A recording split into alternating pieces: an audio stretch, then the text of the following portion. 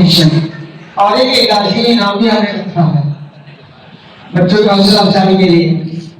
और अब हजरत को मालूम होना चाहिए हमने ट्रॉफी रखी है बीबी है फातिमा रज़ियल्लाहु तआला अन्हा के नाम से। जिन स्कूलों का नाम सबसे नंबर ज्यादा होगा चेकिंग किया जाएगा उनको वो ट्रॉफी दी जाएगी, जिस स्कूल को ट्रॉफी दी जाएगी। तो अभी तक हजरात जो है अपना नंबर चेकिंग करेंगे और जब तक जो है मैं अपने सदर अंजुमन जो सदर जलसा भी है तो उनसे गुजारिश करूंगा, मुफ्ती अफजल हुसैन साहब से गुजारिश करूंगा वो आए और अपने तासुरात और नसीहत आमोज कलमात से नवाजें।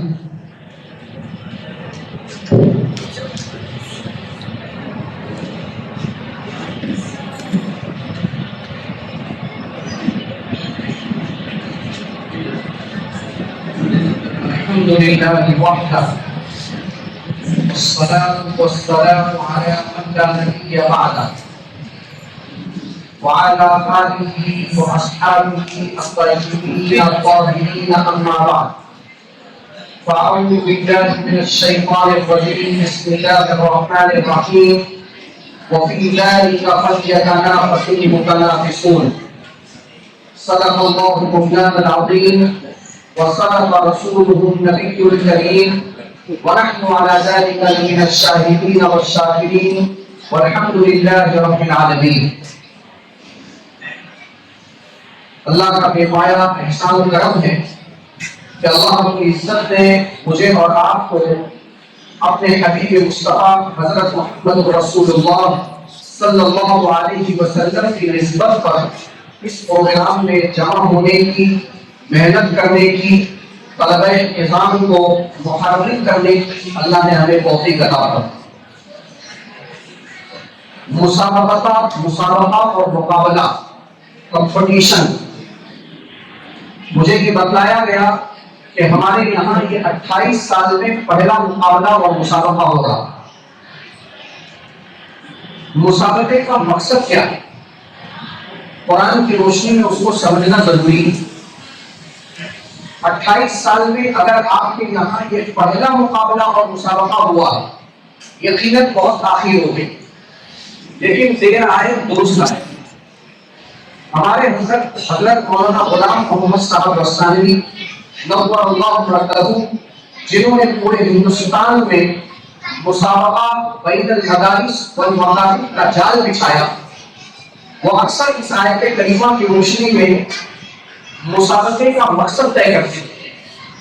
यहाँ जिम्मेदार हजरात भी हैं, टीचर्स हजरात भी हैं और हमारे तलबे अजीज भी हैं। कुरान की रोशनी में मुसाबके के मकसद को तय करना जरूरी है, वरना हमारी मेहनत बेकार हो जाएगी। हजरत फरमाते हैं कि मुसाबके का मकसद किसी स्कूल को गिराना, उसका और किसी स्कूल को उठाना। जब हजरात ने अपने एतबार से नंबर दे लिया, किसी स्कूल के स्टूडेंट का नंबर फर्स्ट आया, तो हम आपस में ये मुज़ाकरा हरगिज़ न करें कि जिस स्कूल का नंबर आया है उसकी तालीम आला दर्जे की है और जिसका नंबर नहीं आ सका उसकी तालीम अदना दर्जे की है। अगर जिम्मेदार हजरात और टीचर्स हजरात और असातिज़ा ने ये आपस में मुज़ाकरा शुरू कर दिया, याद रखो मुसाबके का मकसद खत्म।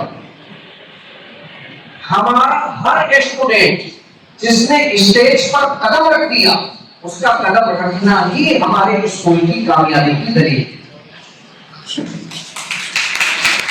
जब हज़रत फरमाते थे कि मुसाबके का जो मकसद है, कुरान करीम उसकी तहरीस कर रहा है। मैंने जो आयत करीमा पढ़ी है, वफ़ी ज़ालिका फ़ल्यतनाफ़सिल मुतनाफ़िसून, सूरह तकवीर की आयत नंबर 26 मैंने तिलावत की।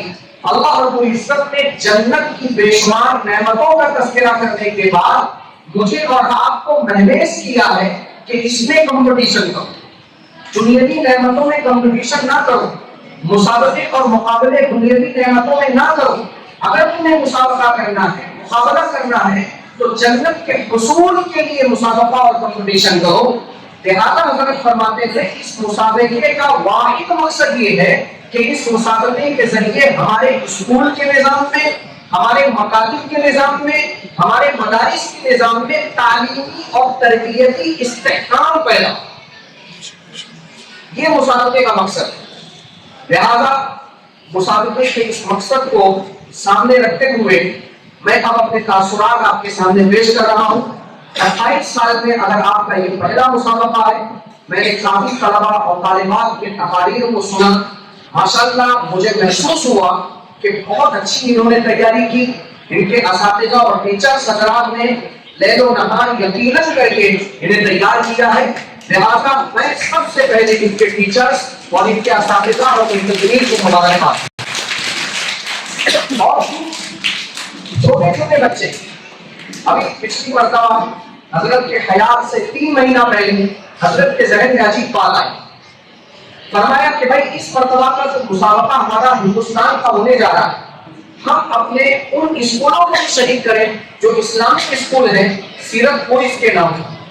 لہٰذا الحمدللہ سب سے پہلے چند ضلعوں کو منتخب کیا گیا اور وہ چھوٹے چھوٹے بچے ہمارے پاس آئے چھٹ کر، اور انہوں نے جو مسابقے میں اپنی کارکردگی ادا کی تو حضرت نے یہ عزم کیا کہ انشاءاللہ آئندہ 5 سال میں انہیں مسابقہ جو ہوگا اس میں ہم پورے ہندوستان کے اسکول کو شریک کریں۔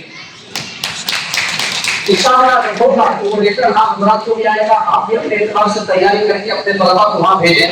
لہٰذا یہ بہت ہی اچھا انہوں نے پرفارمنس پیش کیا اور بہت ہی اچھی تقریر آپ کے سامنے انہوں نے پیش کی۔ لیکن یاد رکھیے کہ کسی بھی چیز کو محنت کے بعد تحریر تک پہنچانے کے کچھ اصول ہوتے ہیں۔ جن اصول میں سے ایک اصول یہ ہے کہ ہم جو پروگرام کر رہے ہیں ان پروگرام میں کیا کیا چیزیں ہم سے رہیں۔ جب تک ہماری نظر اس پر نہیں ہو، جب تک ہم کسی بھی محنت کو تحریر کا درجہ نہیں دے سکتے۔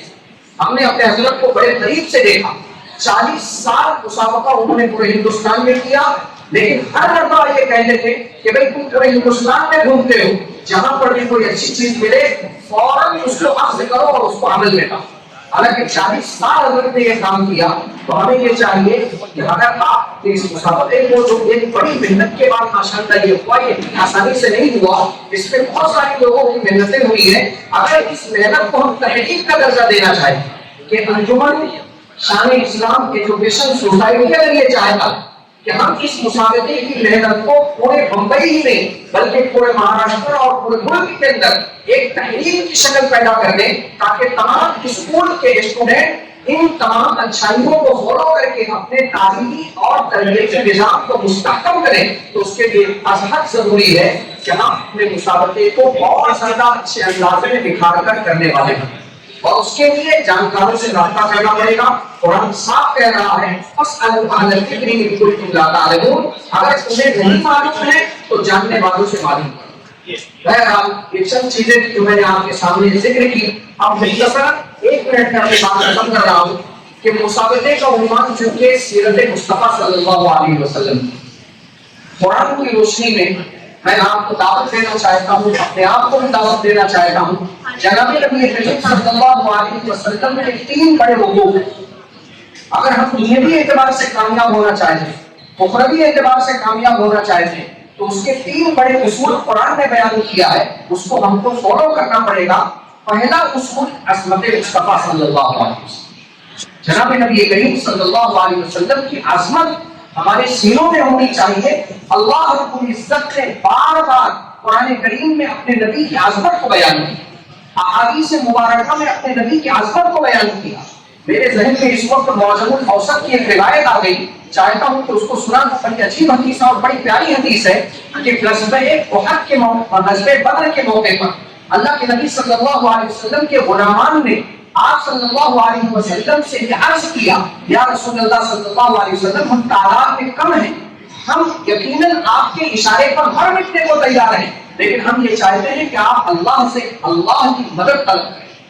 اللہ کے نبی صلی اللہ علیہ وسلم نے دعا کی رات بھر، جس کا نتیجہ یہ ہوا چوتھے پارے کے چوتھے رکوع وہی تقاضا کبھی کہانی کا تو بھی المؤمنین مقاصد القتال کہ اللہ رب العزت نے یہ پورے واقعے کی تفصیل بیان کی کہ اللہ رب العزت نے 5000 فرشتوں کا لشکر حضرت جبرائیل امین کو چیف کمانڈر بنا کر مدد کے لیے اتارا. صحابہ کرام دیکھتے تھے کہ ہم اپنی تلوار گھمانے سے پہلے ہم دیکھ رہے ہیں کہ دشمن کا سر تن سے جدا ہو کر نیچے گر رہا ہے.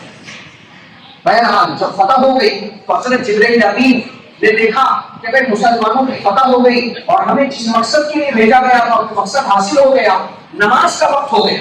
اللہ کے نبی صلی اللہ علیہ وسلم اسی میدان کے کونے میں اپنے صحابہ کے ساتھ نماز میں مشغول ہو گئے.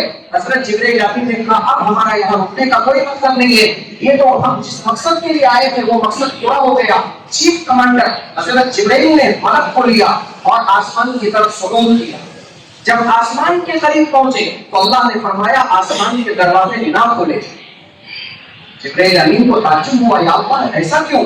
اللہ نے فرمایا مقام مصطفیٰ اور عظمت مصطفیٰ اور ادب مصطفیٰ پر میں بات کر رہا ہوں. اللہ نے فرمایا جبرائیل میں نے تجھے اپنے حبیب کے درخواست پر بھیجا تھا, اگرچہ تیرے جانے کا مقصد پورا ہو گیا, فتح حاصل ہو گئی, لیکن تو نے میرے محبوب کی اجازت کے بغیر اپنے آپ کو یہاں لے آیا. واپس جا اور میرے نبی سے اجازت لے, اگر وہ اجازت دے تب تب یہ آسمان کا دروازہ کھلے گا. حضرت جبرائیل علیہ السلام پورے لشکر کو لے کر واپس آئے. اللہ کے نبی صلی اللہ علیہ وسلم نماز پڑھا رہے. حضرت جبرائیل امین سامنے آئے, مسکرا کر اللہ کے نبی کو دیکھ رہے ہیں, گویا زبان حال سے کہہ رہے ہوں اے مصطفیٰ تیری اجازت کے بغیر جبرائیل کے لیے بھی آسمان کے دروازے نہ کھل سکے. لہٰذا اللہ کے نبی صلی اللہ علیہ وسلم نے بھی جواب میں مسکرا دیا اور مسکرا کر یہ عرض کیا کہ اب پتہ چلا میرا مقام کیا ہے. اسی کو علامہ اقبال نے کہا ازل سے تیرے عشق کا ترانہ بنی. ہم یہ سمجھتے ہیں کہ اذان اللہ کے علوم شان کے لیے ہو رہی ہے. اللہ کو اپنی شان کو بلند کرنے کے لیے اذان کی ضرورت نہیں ہے. هو الاول والآخر والظاہر والباطن وهو بكل شيء علیم. دراصل یہ اذان عشق مصطفیٰ کا نعرہ ہے. اسی کو علامہ اقبال نے کہا اذان ازل سے تیرے عشق کا بہانہ بنی, تیرے عشق کا ترانہ بنی. نماز تیرے نظارے کا ایک بہانہ بنی. ادائے دید سراپا نیاز تھی تیری, ادائے دید سراپا نیاز تھی تیری, تیرے مظاہرے کا ایک نشانہ بنی. یہ علامہ اقبال نور اللہ برکتہ نے اسی عشق مصطفیٰ کو اپنے ان اشعار میں بیان فرمایا. تو میرے بھائی کو سب سے پہلے آپ صلی اللہ علیہ وسلم کے عشق کو ہم اپنے دل کے اندر سرائے. دوسرا جو آپ صلی اللہ علیہ وسلم کا حق ہے وہ ہے اللہ کے نبی صلی اللہ علیہ وسلم کے لائے ہوئے دین کو 100% ہم اپنی زندگی میں اتاریں.